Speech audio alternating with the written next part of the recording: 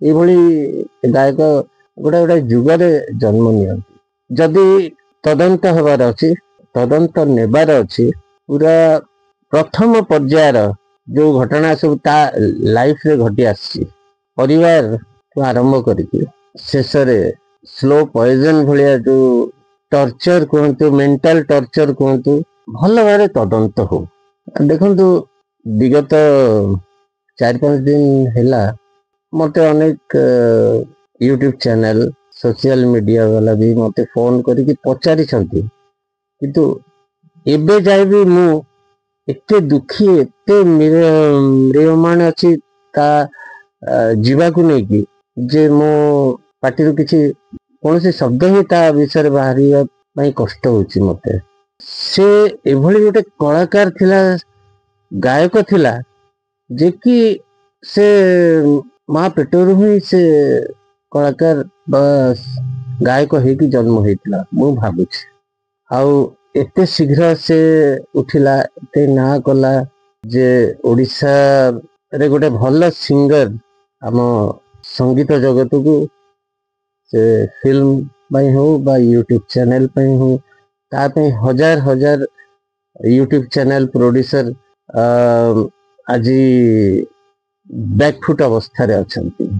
କାହିଁକି ନା ହ୍ୟୁମାନକୁ ନେଇକି ହିଁ ୟୁଟ୍ୟୁବ ଚ୍ୟାନେଲ ର ପ୍ରୋଡ୍ୟୁସର ମାନେ ବଞ୍ଚିଥିଲେ ମୋ ମତରେ। ତଥାପି ଅତି କମରେ ବି 50-60% ୟୁଟ୍ୟୁବ ଚ୍ୟାନେଲ ପ୍ରୋଡ୍ୟୁସର ତାକୁ ନେଇକି ବଞ୍ଚିଥିଲେ। ମୁଁ ଏ ବି କହୁନି ଯେ ସେ ଗଲା ପରେ ଯେ ଆଉ ୟୁଟ୍ୟୁବ ଚାଲିବ ନାହିଁ, ଗୀତ ହବ ନାହିଁ। ତ ଅଛନ୍ତି, କଳାକାର ଅଛନ୍ତି, କିନ୍ତୁ ତା ଭଳି କଳାକାର ଗୋଟେ ଗୋଟେ ଯୁଗରେ ମୁଁ ଭାବୁଛି ଜନ୍ମ ନିଅନ୍ତି।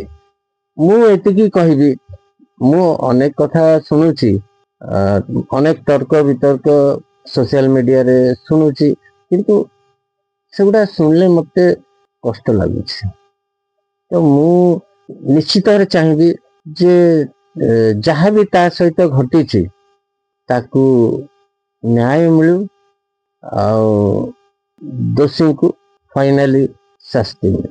ହଁ, ଆଉ ଗୋଟେ କଥା ମତେ ବହୁତ ହି ହର୍ଟ କଲା, ମାଙ୍କୁ ନେଇକି ଯୋଉମାନେ ତର୍କ ବିତର୍କ କରିଛନ୍ତି ବା ଯିଏ ବି ଯାହା କହିଛନ୍ତି, ମା ତ ସମସ୍ତଙ୍କ ମା, ମାକୁ କେବେ କେହି ବି ଗାଳି ଦେଇ ପାରିବନି।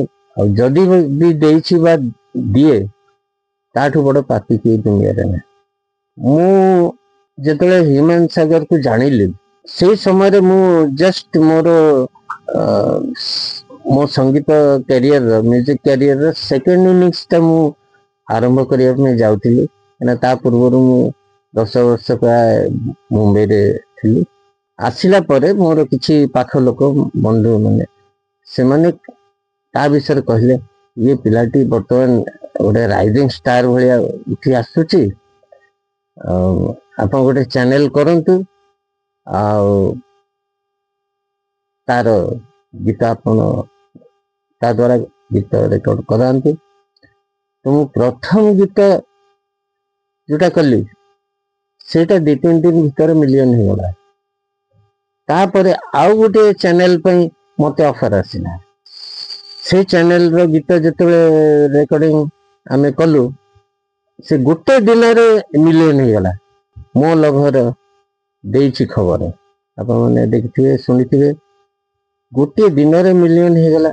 ସେ ବି ସମସ୍ତଙ୍କୁ କହୁଥିଲା, ପ୍ରତ୍ୟେକ ବେଳେ ବେଳେ ଯେତେବେଳେ ତାର ମନେ ପଡେ ସେ କହେ, ମୁଶିର ସାର୍ ଏମିତି ଗୋଟେ ଗୀତ କରିଥିଲେ ଯୋଉଟା କି ଗୋଟେ ଦିନରେ ମିଲିୟନ ହେଇଯାଇଛି। ତ ଏଇଟା, ସେ ସବୁ କଥା ମନେ ପଡିଲେ ପ୍ରକୃତରେ ବହୁତ ହି ଦୁଃଖ ଲାଗୁଛି। ଆଉ ସେ ଯୋଉ ପ୍ରୋଡ୍ୟୁସର ପାଇଁ ସେ ଗୀତଟି ଗାଇଥିଲା, ସେ ପ୍ରୋଡ୍ୟୁସର ମଧ୍ୟ ସେଇ ଚ୍ୟାନେଲର ପ୍ରଥମ ଗୀତ।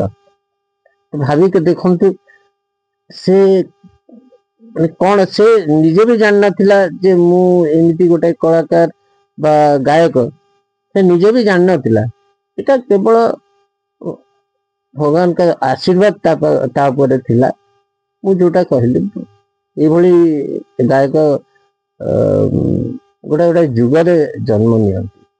ଯଦି ତଦନ୍ତ ହେବାର ଅଛି, ତଦନ୍ତ ନେବାର ଅଛି, ପୁରା ପ୍ରଥମ ପର୍ଯ୍ୟାୟର ଯୋଉ ଘଟଣା ସବୁ ତା ଲାଇଫରେ ଘଟି ଆସିଛି, ତା ପରିବାର ଆରମ୍ଭ କରିକି ଶେଷରେ ସ୍ଲୋ ପଏଜନ ଭଳିଆ ଯୋଉ ଟର୍ଚର କୁହନ୍ତୁ, ମେଣ୍ଟାଲ ଟର୍ଚର କୁହନ୍ତୁ, ସେ ଯାଏ ପରିବାରଠୁ ନେଇକି ତାର ମାନସିକ ଯୋଉ ଦୁରାବସ୍ଥା ସେ ଯାଏ, ମାନେ ଭଲ ଭାବରେ ତଦନ୍ତ ହଉ, ତା ଦ୍ୱାରା ସେ ସଠିକ ନ୍ୟାୟ ତାକୁ ମିଳିବ ବୋଲି ମୁଁ ଆଶା କରେ।